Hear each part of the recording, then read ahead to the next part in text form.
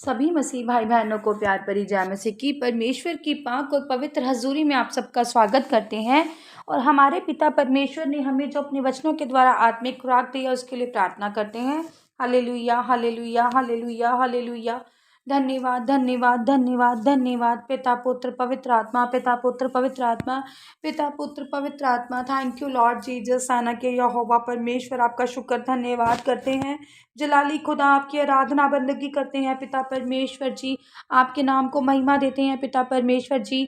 आपके नाम को ऊंचा करते हैं पिता परमेश्वर। धरती आकाश के मालिक पिता परमेश्वर जी, आज का दिन, आज की सांसें हमें आपने दी पिता परमेश्वर जी। पिछले बीते समयों में हमें संभाल के रखा पिता परमेश्वर जी। मुश्किलों परेशानियों से बचा के रखा खुदावंद, आपका धन्यवाद देते हैं पिता परमेश्वर। अपने वचनों के द्वारा पिता परमेश्वर जो आप अपने आत्मिक खुराक दी है पिता परमेश्वर, आपने जो वचन दिए हैं पिता परमेश्वर जी, वो हमारे जीवनों में कार्य करें पिता परमेश्वर जी, और नया फल लेकर आए पिता परमेश्वर जी। हम आपके नाम में पिता परमेश्वर जी आपके वचनों में बढ़ते जाएं पिता परमेश्वर जी। आपके वचन हमारे दिलों हृदयों में समाए पिता परमेश्वर जी। आपके वचनों के द्वारा हम सब बचाए जाएं पिता परमेश्वर। आपके वचन हमारे राहों की ज्योति, जीने का आधार है पिता परमेश्वर जी। आपके वचन बड़े ही मन भावने पिता परमेश्वर, दिल को चैन चैन और सुकून देने वाले हैं पिता परमेश्वर जी। आपके वचन में बने रहें पिता परमेश्वर। प्रार्थना यीशु नासरी के नाम में मांगते हैं, आमीन। हालेलुया। आज हम लेकर आए हैं मत्ती 8 की 18 नंबर आयत में, जिसका टॉपिक है यीशु का शिष्य बनने का मूल्य। अब इसमें बताया गया है कि यीशु का शिष्य बनने का क्या मूल्य होता है। हालेलुया। जानते हैं, वचन हमें कहता है, यीशु ने जब अपने चारों ओर एक बड़ी भीड़ देखी तो झील के पार जाने की आज्ञा दी। तब एक शास्त्री ने पास आकर उससे कहा, हे गुरु, जहाँ कहीं भी तू जाएगा मैं तेरे पीछे हो लूँगा।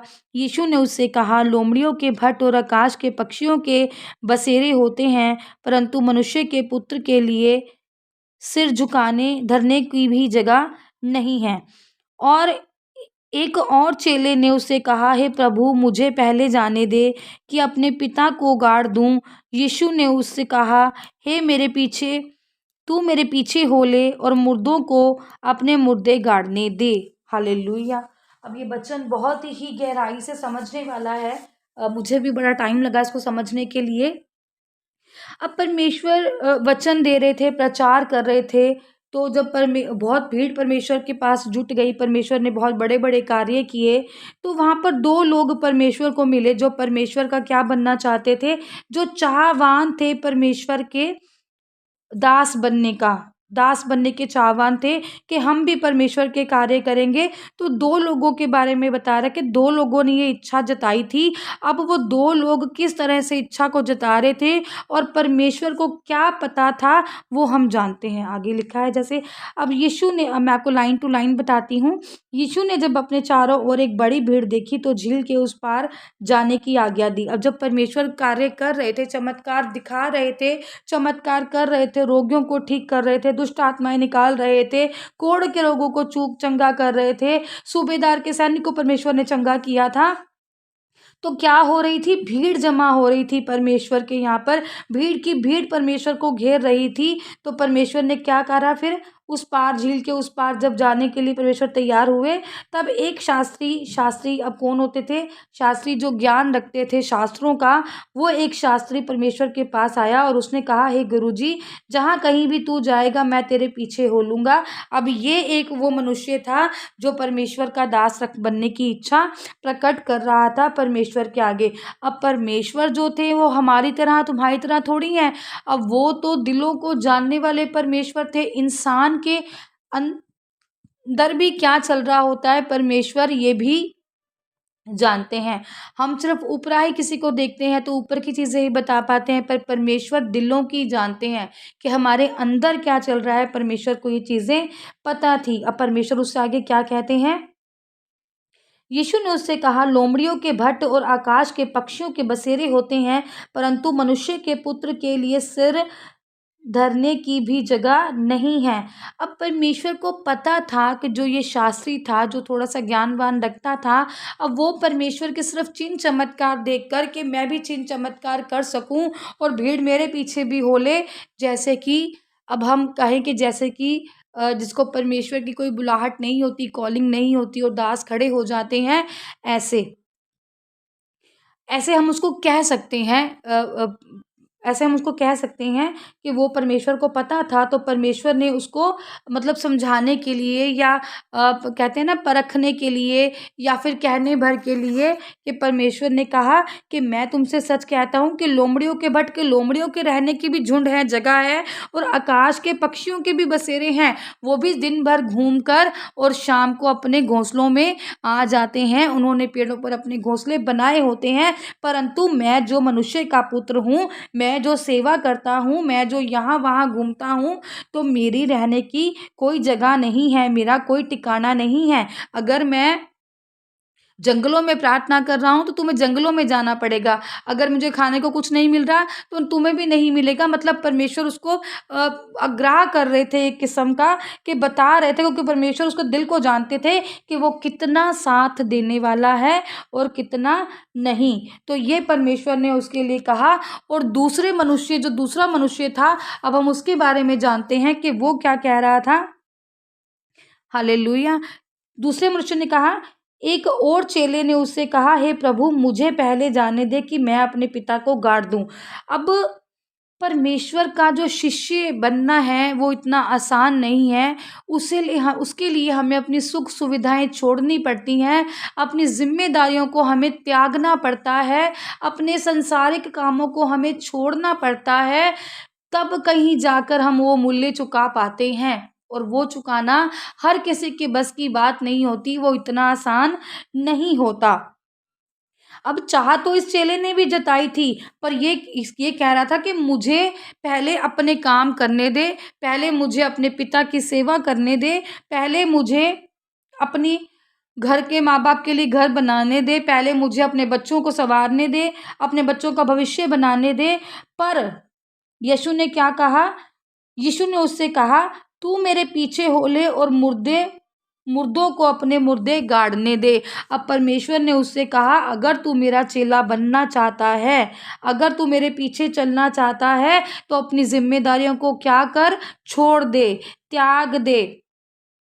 अपने घर के कामों को, संसारिक कामों को क्या करो, छोड़ना पड़ेगा। परमेश्वर की प्रार्थना करनी पड़ेगी, परमेश्वर के सुसमाचार सुनाने पड़ेंगे, परमेश्वर की आज्ञाओं पर चलना पड़ेगा, परमेश्वर के वचनों को मानना पड़ेगा, अपनी संसारिक चीज़ों को क्या करना पड़ेगा, त्यागना पड़ेगा, अपने बच्चों की मोह ममता से दूर होना पड़ेगा।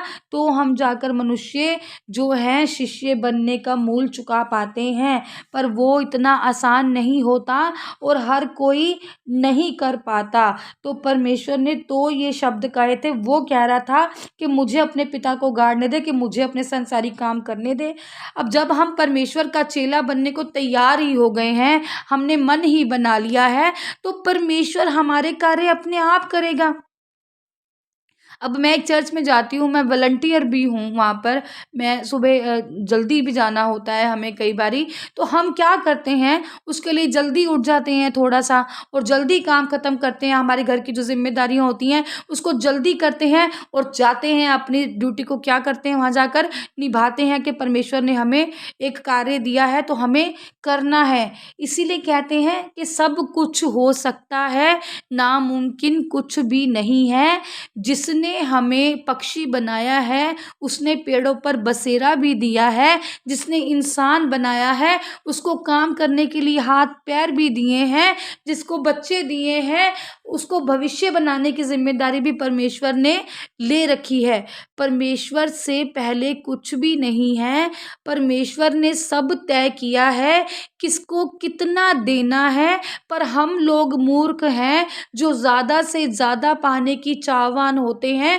हम लोग गलत हैं, क्योंकि परमेश्वर ने देना उतना ही है जितना परमेश्वर ने हमारे लिए तय किया है। अगर परमेश्वर ने हमारी कॉलिंग रखी है कि हम वॉलंटियर बने, तो आप वॉलंटियर बनो, आपके पीछे के काम सब परमेश्वर कर देंगे। अगर परमेश्वर ने आपकी कॉलिंग रखी है कि आप सुसमाचार जाके सुनाओ, तो आप सुसमाचार सुनाओ, आपके पीछे के कामों की चिंता परमेश्वर को खुद ब खुद होगी। अगर परमेश्वर ने कहा है कि सुबह 6 बजे उठकर चर्च में पहुंचो तो चर्च में जाओ, आपके 10 बजे के जो काम है वो खुद ब खुद हो जाएंगे, क्योंकि परमेश्वर ने क्या है, अपनी चिंताएं मुझे दे दे क्योंकि मुझे तेरा ध्यान है। परमेश्वर को हमसे पहले पता है कि हमें किस भली वस्तु की ज़रूरत है।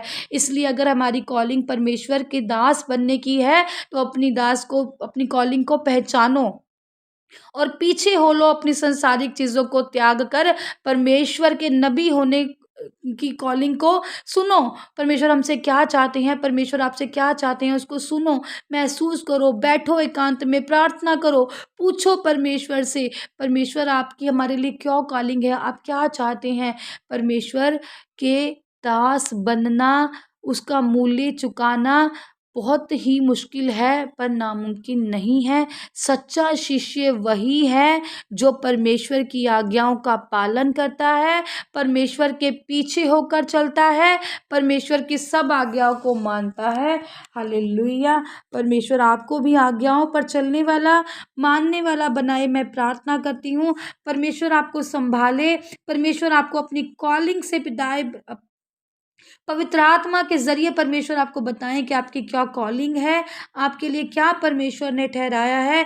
परमेश्वर आपको आशीषित करें, परमेश्वर आपको ब्लेस करें, परमेश्वर आपको नई नई रीति से खड़ा करें, नया इंसान परमेश्वर आपको बनाए, परमेश्वर आपको छुएं, आपकी तकलीफ़ों को छुएं, आपके बच्चों को छुएं, आपके रोगों को छुएं, आपकी बीमारियों को परमेश्वर छू लें और आपको नया जीवन दें, नया हृदय दें, नया बल दें, नई ताकत दें, नई सोच दें, ताकि आप नए हो जाओ परमेश्वर में और परमेश्वर की कॉलिंग को समझो, परमेश्वर के कार्य करो, परमेश्वर के नाम को महिमा दो, आगे बढ़ाओ। प्रार्थना यीशु नासरी के नाम में मांगते हैं।